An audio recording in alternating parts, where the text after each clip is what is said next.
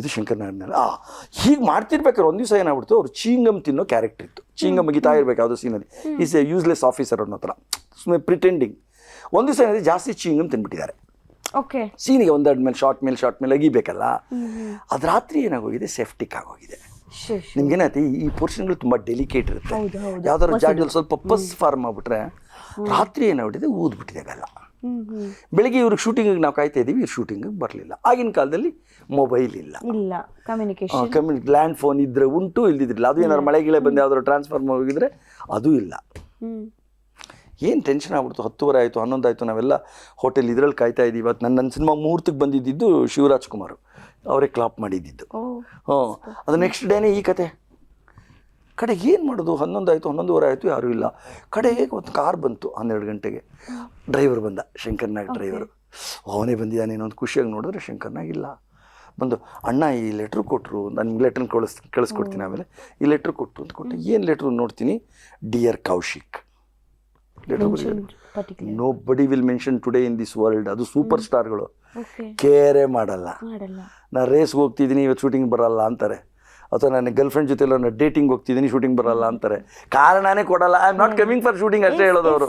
ಅದು ಅವ್ರು ಹೇಳಲ್ಲ, ಯಾವನೋ ಹೇಳ್ತಾನೆ. This fellow has send a letter, apology letter, my dear Kaushik, due to thanks to your bubble gum it put me in big trouble. Swelling ಆಗಿಬಿಟ್ಟಿದೆ. Doctor ಇನ್ನು 12 hours ನೀವು ವರ್ಕೇ ಮಾಡೋಕ್ಕಾಗಲ್ಲ, ಹೋದ್ರೆ ಆಮೇಲೆ ನಾಳೆ ನಾವು ರೆಸ್ಪಾನ್ಸಿಬಲ್ ಇಲ್ಲ, ಪೂರ್ತಿ ವರ್ಕ್ ಸ್ಟಾಪ್ ಆಗುತ್ತೆ ಅಂದಿದ್ದಾರೆ.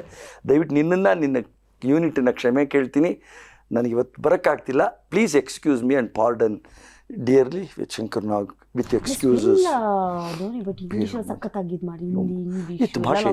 ಬಿಕಾಸ್ ಅವ್ರಿಗೇನಾಗಿತ್ತು, ಬಾಲ್ಯದಲ್ಲೆಲ್ಲ ಬಾಂಬೆನಲ್ಲಿ ಅವರು ಸ್ಟೇಜಲ್ಲಿ ಕೆಲಸ ಮಾಡಿದವರು, ಅನಂತ್ ನಾಗು ಇವರು ಎಲ್ಲ.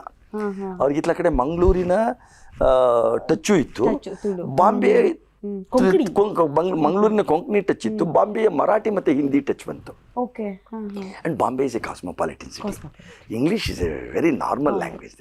ಹಾಗಾಗಿ ಅವ್ರಿಗೆ ಆ ಸರ್ಕಲ್ ಇತ್ತಲ್ಲ. And Anant Nag was working in a bank. ಆಗ he was not an artist, ಆಗಿ ಇನ್ನೂ ಬ್ಯಾಂಕಲ್ಲಿ ಕೆಲಸ ಮಾಡ್ತಾಯಿದ್ರು.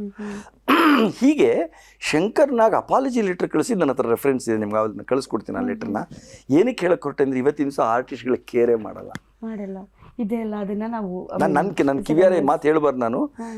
ಇಟ್ಸ್ ಮೈ ಎಕ್ಸ್ಪೀರಿಯನ್ಸ್ ಇದೆ. ಅಂಬರೀಷ್ ಅವರು ಹೀರೋಯಿನ್ಗೆ ಯಾರೋ ಒಬ್ಳಿಗೆ, ಏಯ್ ನಾಳೆ ನಾನು ಶೂಟಿಂಗ್ ಬರೋಕ್ಕಾಗಲ್ಲ ಕಣೆ, ಅಯ್ಯೋ ಸಾರ್ ಡೇಟ್ ಕೊಟ್ಟಿದ್ದಾರಲ್ಲ, ಒಂದು ಕೆಲಸ ಮಾಡು, ನಿನ್ನ ಪೀರಿಯಡ್ಸ್ ಅಂತ ಹೇಳ್ಬಿಡು, ನನಗೆ ರೇಸ್ ಇದೆ ಅಂದ್ಬಿಟ್ಟು ಹೋಗಿದ್ದ ವ್ಯಕ್ತಿ ಅವರು.